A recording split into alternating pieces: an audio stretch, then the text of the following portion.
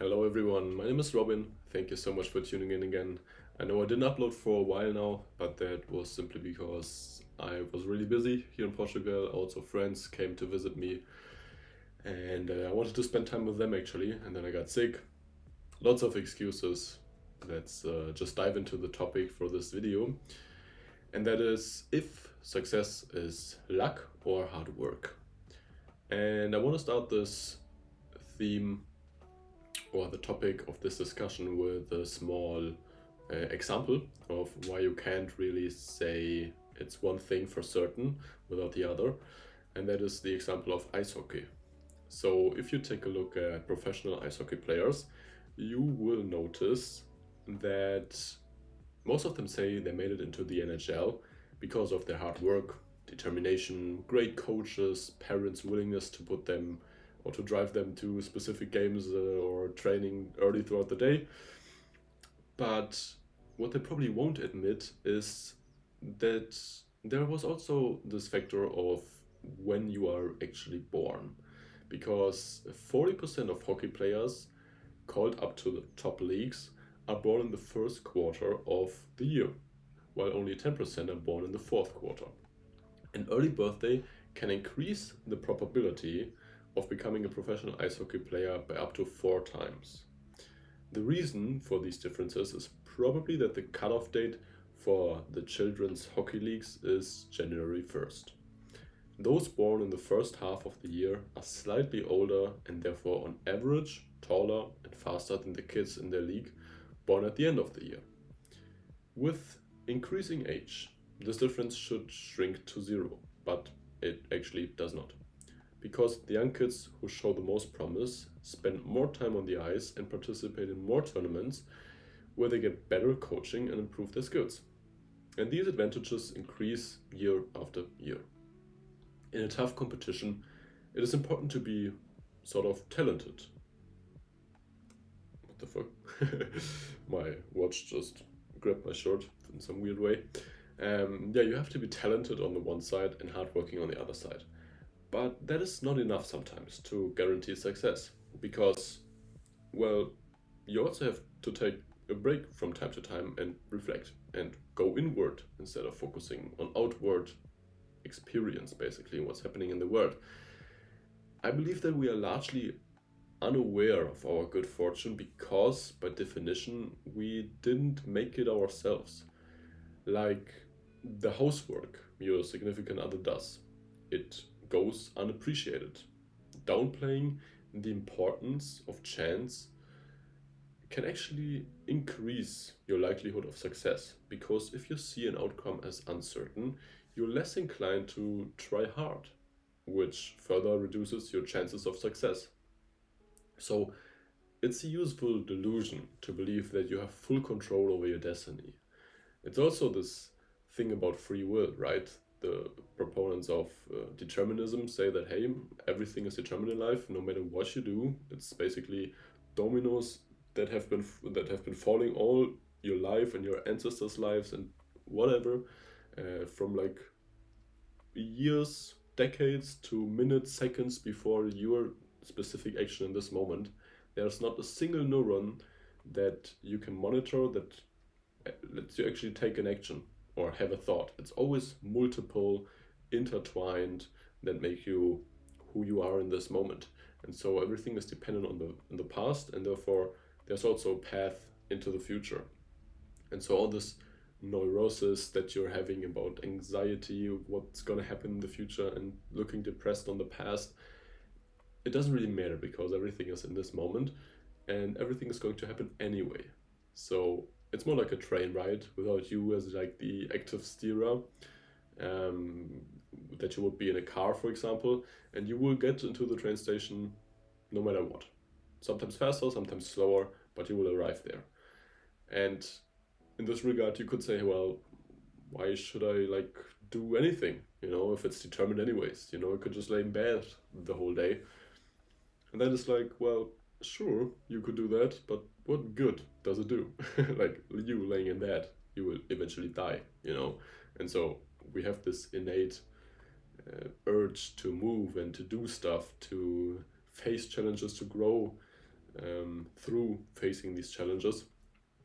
And so the argument is kind of irrelevant, because by nature we are curious and we want to do stuff.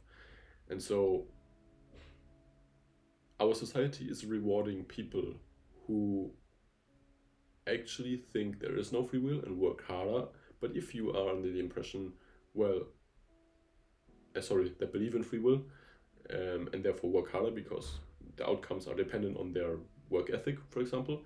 And if people are like, well, I don't believe in free will, but I'm still gonna work hard because good things come to me if I do good stuff into the world, then we still reward like the people that deserve to be lawyers or doctors or firemen, firefighters, because they show the signs of their willingness to face uncertainty and danger, for example, and to help people to be a good part of society, a beneficial one.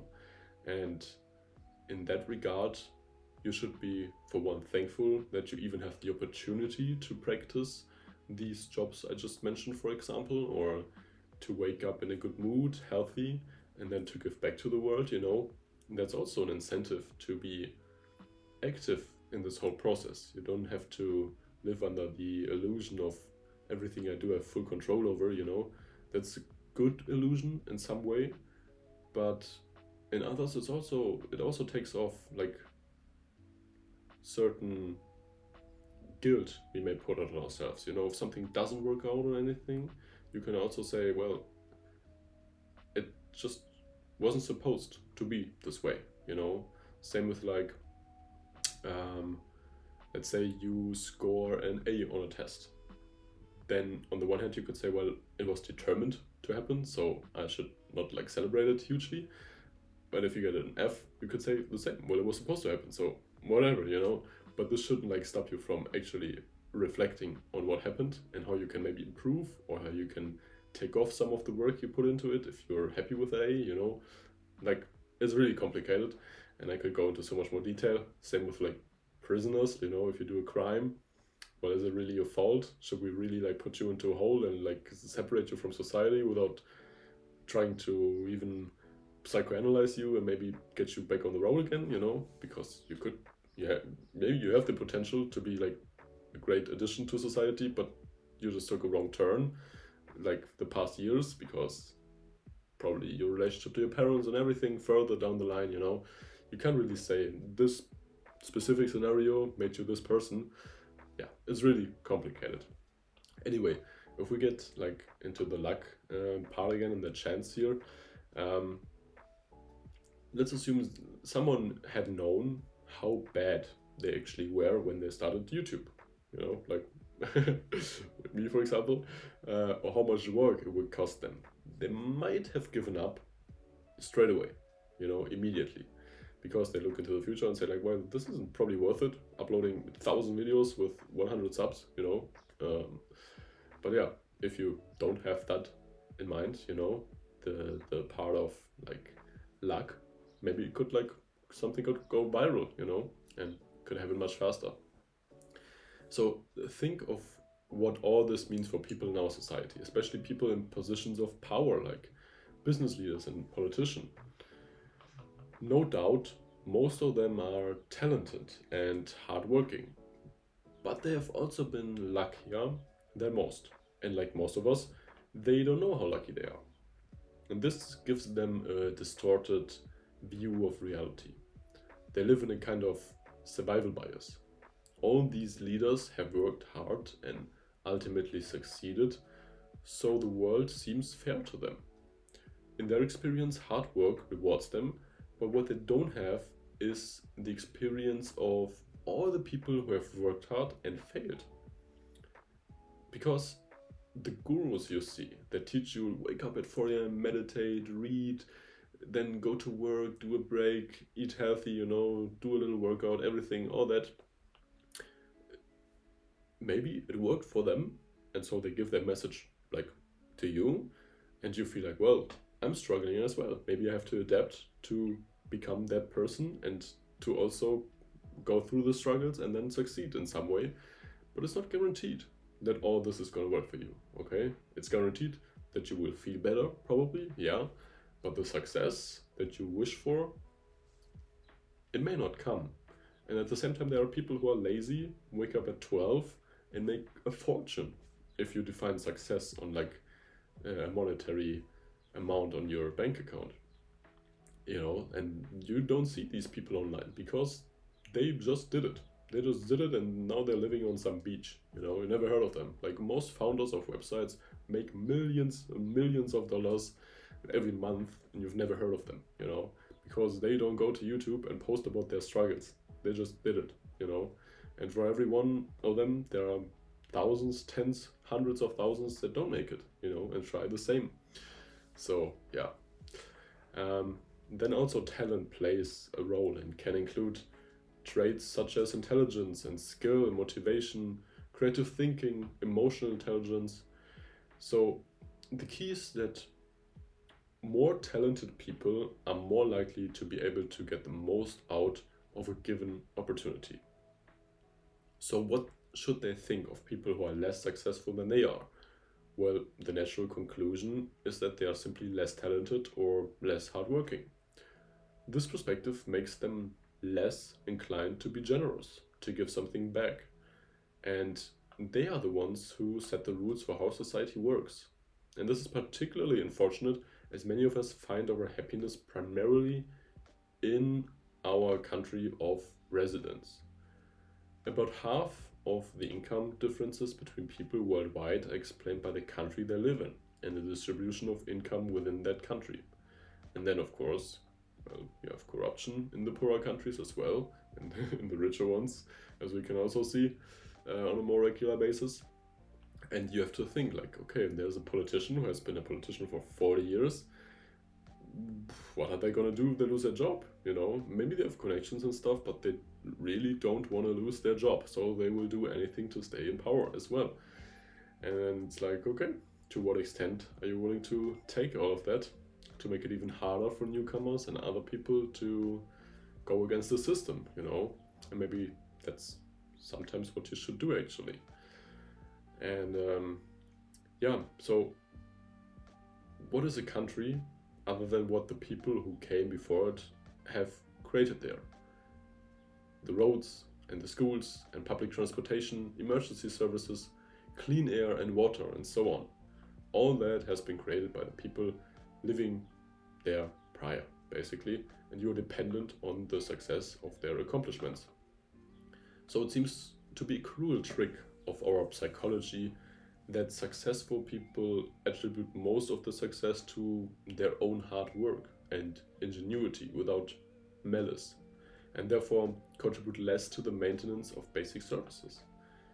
Circumstances that have made this success possible.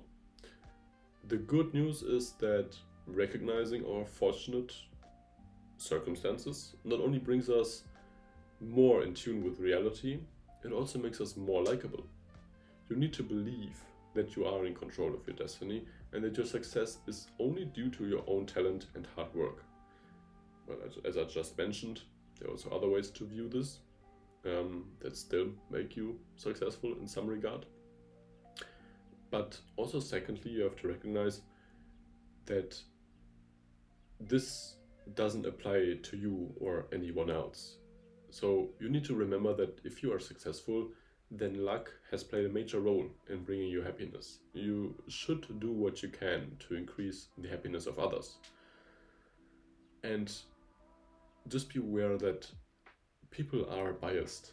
We are primable, you know, like in the business world, there's so many subconscious things going on that you usually think of like, oh, this person is racist, or they have to get their DEI quotes right or something, you know. But sometimes it's even your name. You know, people with easy to pronounce names are viewed more favorably than those with hard to pronounce names, or your height, you know, how tall you are, how masculine your facial structure is, maybe. You know, the chance of you becoming a CEO is influenced by your name and your month of birth in some regards. You know, if the judge actually finds you guilty is dependent on if he ate prior, you know, or if he's hungry. Your chances are worse. So there's lots of stuff going into it. It's like the thing about the seconds and hours that happened before this moment, but also about the years and decades, millennia prior to this moment that also influence us on like a more bodily, psychological level, you know. Okay, I hope you got something out of this. Best of luck for your future, and I hope I'll see you in the next one. Don't forget to subscribe.